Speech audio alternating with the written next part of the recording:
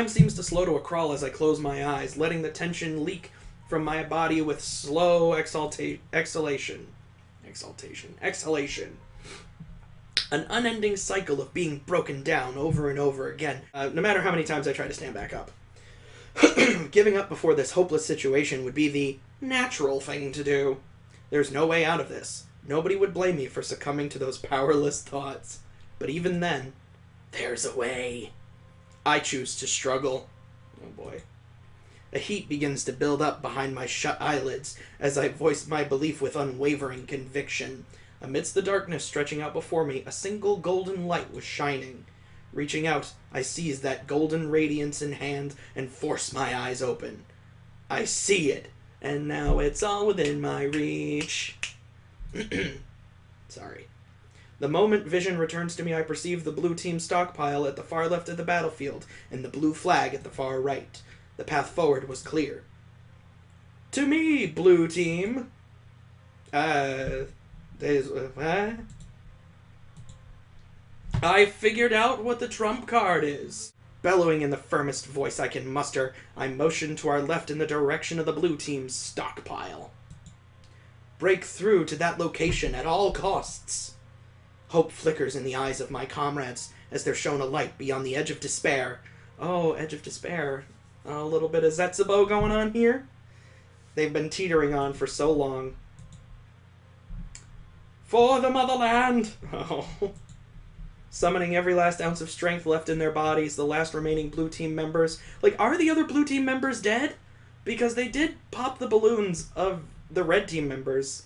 Are they just not... Are they okay? Whatever. The last remaining blue team members charge forward with desperate ferocity. What? Stop them. Don't let them get there no matter what. Surprised by our sudden fierce resistance, Kalia orders the red team to pull back and tighten their formation to prevent us from slipping through. No.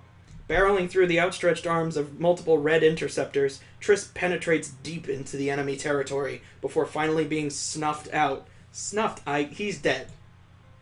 Yipa! Ipa! Andale, Ipa, Ura! And she's dead too.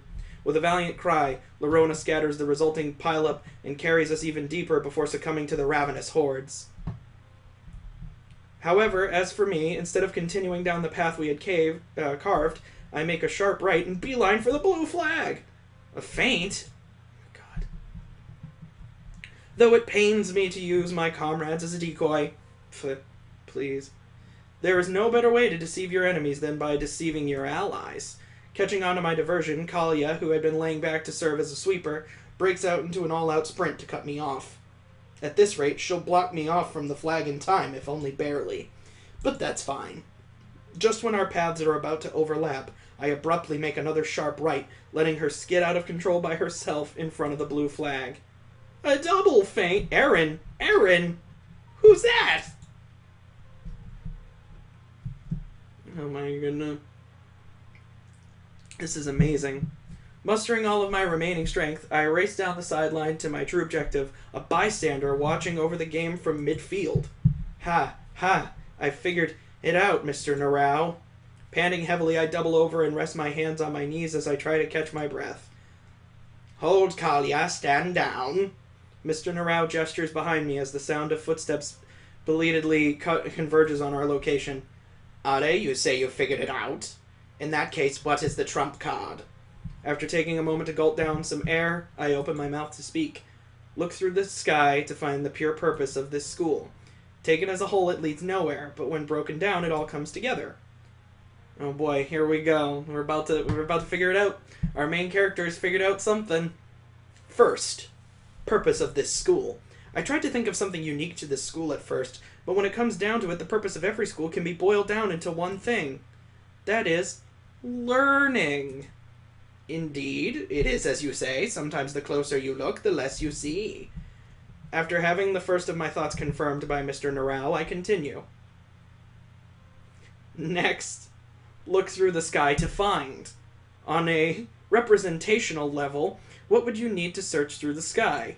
The first thing that comes to my mind is wings. With those two conclusions, deriving the final clue from pure comes naturally. Something that symbolizes purity. For example, the color white. Narao can be interpreted to mean white wings of learning. If it's difficult for you to understand, you may refer to me as Mr. Narao for now. So is he gonna be like, is he an angel or something? White wings of learning, the meaning of your name, Mr. Narao.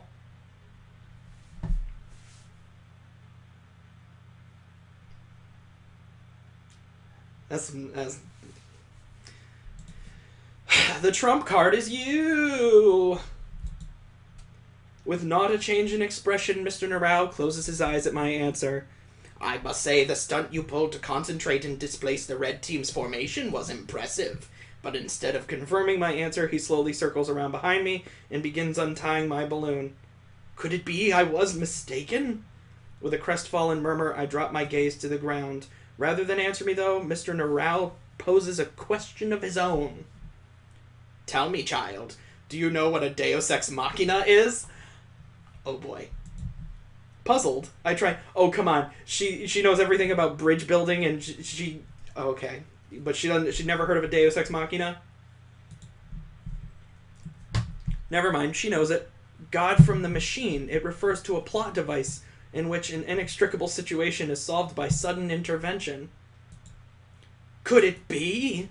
I feel my eyes widen as I look back up just in time to see Mr. Narao tying my balloon to his back. Call for me, and I shall come. Wow.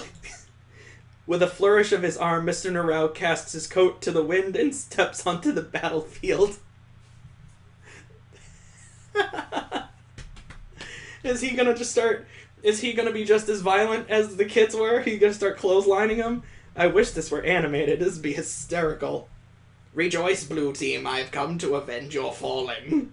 With an otherworldly roar, Mr. Narao surges forward with demonic speed. In the blink of an eye, he shreds two of the red offense's balloons to pieces before turning to bear down on Kalia. This is such bullshit!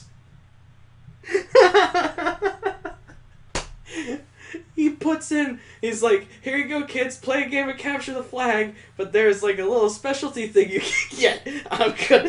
If somebody figures out that I get to play this game too, I'm gonna decimate all of you. And the first one he goes for is the poor girl with no fucking arms.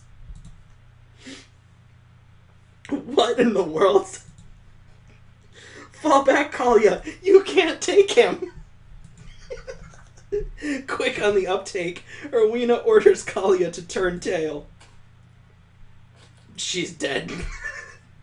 But before she can get far, Mr. Narao catches up and ruptures the fragile air vessel signifying her life with an impossibly swift and accurate strike.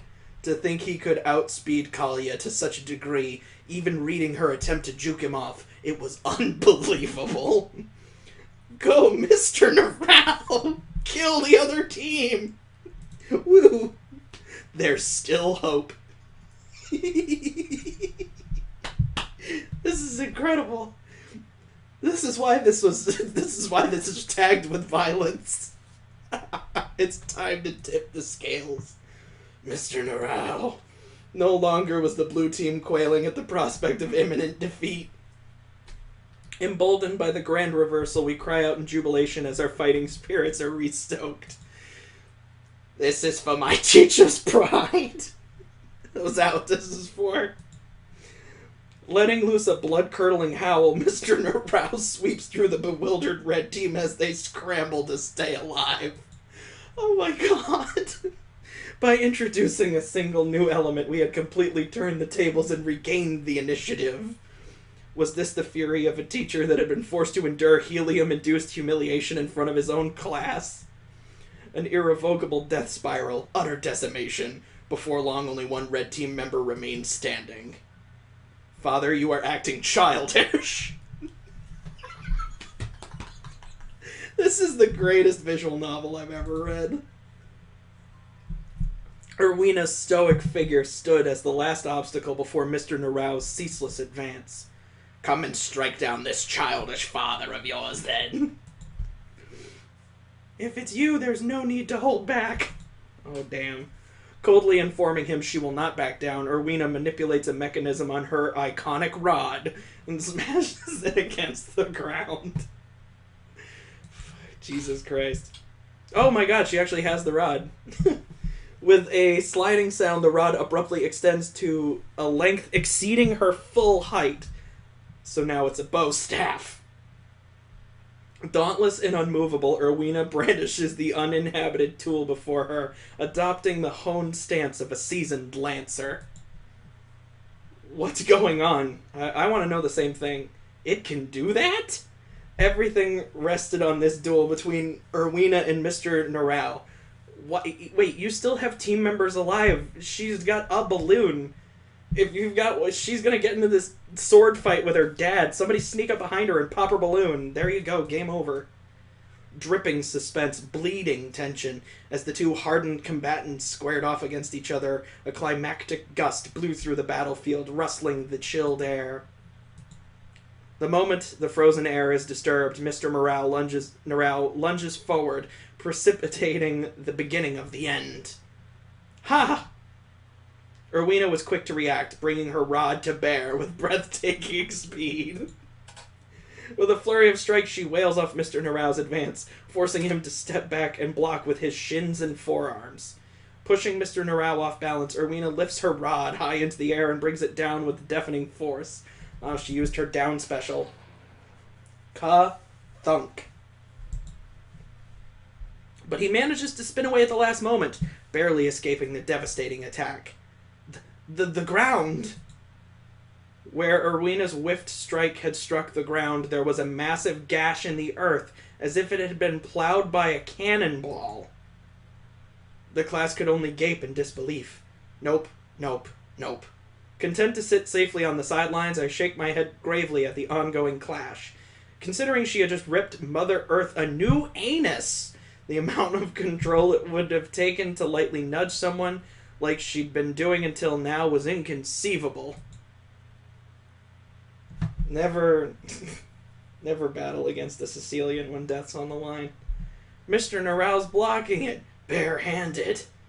Go, Erwina, you can do it. Believe, we believe in you. This is seriously on another level. Moving like coiled lightning, Mr. Narao slips through a gap in Erwina's zoning, closing the distance with a vicious roundhouse at the temple. He is roundhouse kicking his daughter? But with a read bordering on prescience, Erwina steps precisely one half step to the side, striking the blow off course with a brisk adjustment of her rod's back end. A flurry of punches, a squall of kicks. Mr. Narao follows up with a ground-shattering advance. If Mr. Narao's assault was unstoppable, though, Erwina's poise was unbreakable. She slowly retreats as she deflects and evades Mr. Narao's attack, with measured movements, maintaining a fixed distance the entire time. Then, sensing an opening, Erwina abruptly releases her rod, lunging under an off-center strike and plunging her hand into Mr. Narao's gut with a counterattack that sends him skidding. She's one hell of a brawler, too. Rather than using her superior range as a crutch, she was using it to limit Mr. Narao's options, setting the terms of close-quarter combat in a way that favored her. Those of us standing on the sidelines could only look on in stunned silence at what was unfolding before us. Our humble game of capture the flag had escalated to something far beyond the scope of our imagination. What we were witnessing could only be described as an epic fight to the death. It seems you're quite motivated today. Though he did not flinch or clutch at where he sustained damage, beads of sweat could be seen tracing down Mr. Narao's face. You mean Mr. White Wings of Learning? You have violated the integrity of the children's game by choosing to partake. I will not allow such an infringement to pass. I know you were a prime collaborator in yesterday's prank. I'm not that heavy of a sleeper unless certain incriminating conditions are met. Do not think you will be afforded any claim to righteousness. Humph. What is this? You shall know the same indignity you brought upon me. The final clash. A dictate of certain defeat. could his calloused hands grasp the fruit of victory from the jaws of defeat.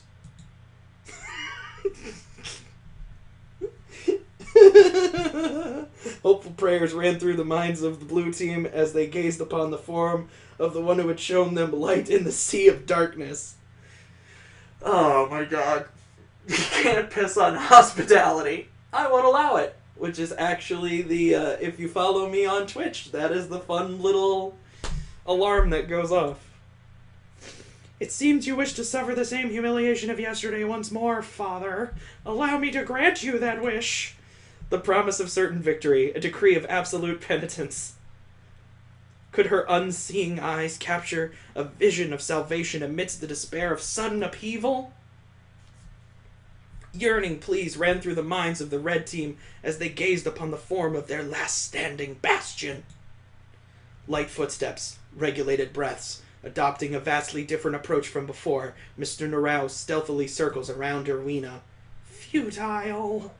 In response, Erwina proactively seizes the attack with a broad, crouching sweep. Forced to evade or risk being struck, Mr. Narao pulls away with a distinctly loud hop that restores the sensory information being deprived from Erwina. With his position now ascertained, Erwina pivots with her residual momentum, following up with a strike at Mr. Narao's unanchored knee. But with impossible deftness, he twists away, causing the attack to whiff by a small margin. Sa Sui Ya. Battle cries full of spirit that rang out to the beat of his footsteps like a war song, in what seemed to be a last resort of producing disruptive sounds to throw Erwina off. Mr. Narao weaves an oblique pattern around Erwina to strike at her flank, but Erwina parries and counters the attack with relative ease. Rather than misdirect her, it was only giving her more to operate with. Sa Sui Ya. Even then, though, Mr. Narao does not cease his cries. Mr. Narao should be aware of Erwina's aptitude at processing sensory information more than anyone else, so why was he employing this strategy? Sa Sui Ya. Over and over, Mr. Narao continues to enact the same cycle despite its proven ineffectiveness. Then suddenly, Saya. Mr. Narao abruptly changes his cadence, catching Erwina in a moment of vulnerability. Realizing he had slipped into her defenses, Erwina tries to bring her rod to bear, but Mr. Narao pinions it mid-stride and whirls powerfully, sending its slender form flying high into the sky. She's basically Daredevil, yes. This game is set in Hell's Kitchen. He had conditioned Erwina to unconsciously following the rhythm he established, switching it up at the last moment for the punish. It's over! Committing his entire being, Mr. Narao launches deep into what had been Erwina's strictly controlled space. Oh, that is a profoundly creepy sentence. He wards off Erwina's attempt to parry, reaches around and under her exposed back, and plants a decisive killing blow to her balloon. I didn't like reading that. I feel dirty. Pop. All movement ceased as the deafening little burst resounded through the air. Not a single breath could be heard. Yeah, because most of the kids are dead. As we stared awestruck at the grand conclusion. It's my win. Mr. Narao smiles thinly as he lowers the hand that had dealt the finishing blow. 3 steps ahead of you. Swing. Pop. Wait, no, you're dead. You're not allowed to do that. With the shrill sound of air being pierced, something descends from the sky and impales the ground behind Mr. Narao, rupturing his balloon in the process. It was Erwina's rod. When I knocked it away? Allow me to quote you, Father. After your balloon is popped, you cannot rejoin the game until you return to your team base and acquire another balloon from your team's allotted stockpile. Since I launched my rod into the air before my balloon was popped, it counts as a valid kill since I was still in the game when the action was completed. That's such bullshit.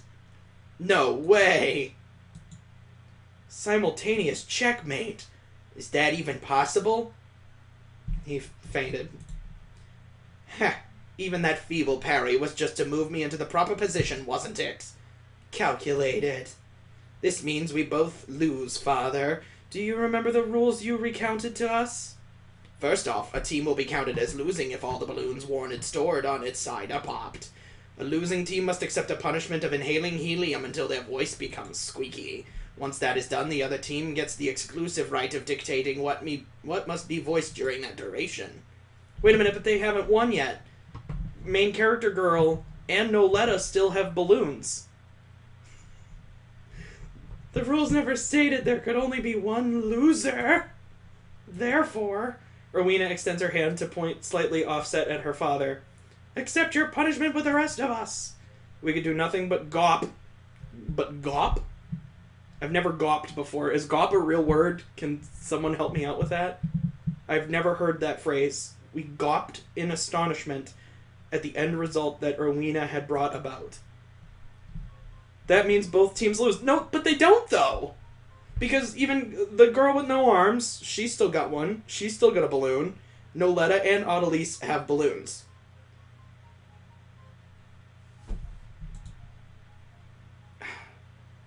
But that also means both teams win in a way, doesn't it? No. Wait, so everyone has to do the punishment? No way! No way! Foolishness! I'd gladly relive yesterday if it grants me the gratification of watching you do the same. Boldly accepting her scenario of mutually assured destruction, Mr. Norrell proceeds to retrieve the helium balloon set aside for the purpose of punishing the losers. Nobody could have foreseen that everyone would end up losing. Okay, fine, whatever. We'll just move past it. This is a stupid scene. When is the plot gonna happen? This is now a showdown of coming up with the juiciest things to make the other side say. What shall we make them sing?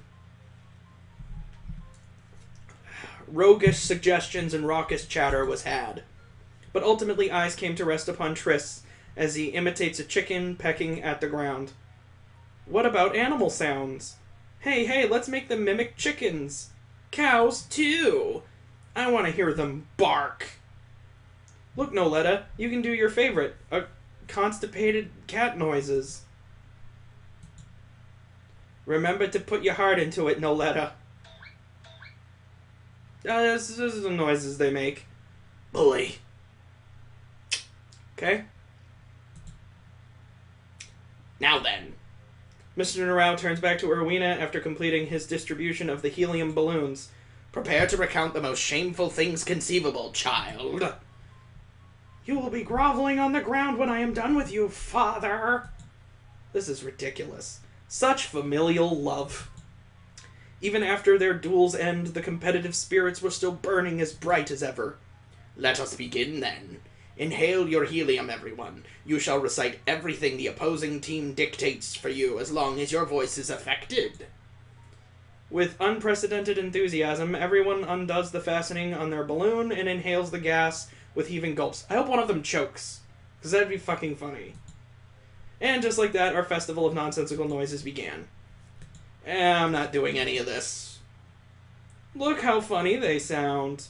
Louder, do it louder. Everyone was cracking up as much as their own voice as they were at the ridiculous things they were forcing the other team to vocalize. Ruff, throw me a ball. Moo, I am a cow. In a twist of irony, the two teams start competing to see who can make the louder and more outlandish noises. Rawurg. What abomination is that supposed to be? Well, that's your friend. You can't say that. Can't you tell it's a dragon? Sounds more like a chihuahua in its death throes. It was a tumultuous ruckus, complete with thigh-slapping cackling and mirthful crying. Amidst it all, Triss seemed to be having the time of his life, enjoying everyone's inanity without having to participate himself. Yeah, what kind of a stupid punishment for the game is that? He doesn't even have to participate. I give this guy, I give him all the credit because he gave that stupid capture the flag game his all, even though he knew no matter what would happen, he wouldn't have to partake. Good for him. That's not fair. She's probably just gonna punch him in the lungs or something. Triss gets to hear everyone say humiliating things without doing anything himself. Indeed, it's not fair that he can't join in our fun. His carousing comes to a glum and abrupt stop as he's smacked in the face by a harsh reality. Can't we act out the animals that we're imitating as well? So Triss can join us? Heh. Lorona, you really want to get on all fours and start licking your butt that much? What is going on? In that case, I'll take you up on that. Oh, so cruel. The mental image of Lorona curling up and whimpering at an abusive owner was so real, I could practically see the tail between her legs. Hey, that sounds fun, actually. It really doesn't, though. Let's do it. Do it. The rest of the class following suit, Triss quickly finds his calling, wiping the floor with the best impressions anyone could imagine or manage. His reproduction of a crab in particular was disturbingly spot on. Lorona, your sacrifice was not in vain. It ended better this way, didn't it? A sense of calm fulfillment settles over me as I survey the two teams mingling and playing their hearts out with each other. A short ways off, Kalia was imposing command after command on a tormented Lorona. You know you can dictate commands back at her, Lorona. Meanwhile, Triss was defending his position of best mimic through four-legged horse races against several challengers. There's a whole class of furries. Amusingly enough, Noletta seemed to be giving him a run for his money, all while yelling, I want to eat Cavalieri? If it's pasta we're talking about, I think you mean cavatelli, Noletta. Further off, Erwina and Mr. Narau were squaring off with severe expressions on their faces. They were of another caliber, being able to exchange fighting words with such wacky voices. It was quite surreal how out of place they looked amidst the goofy animal noises and chortling. Yet there was no doubt their presence belonged to the complete picture painted before me. A rising cacophony of sounds, everyone's voice a contribution. It all blends together to create a special song of our very own, a song of silly laughter and dumb smiles, gilding the minutes and hours. A happy world where everyone wins isn't really possible, is it? Well, that's really negative. I gaze up at the vivid blue sky with its big, meandering clouds. In that case, let's treasure this fleeting world where everyone happily loses together then. An ending like a transient dream, where everyone is giving the gift of departing with wide smiles and stories to tell those awaiting their return back home. Is this the part where they all get killed? Is this where the horror... No, peaceful sounds of cooking. False alarm.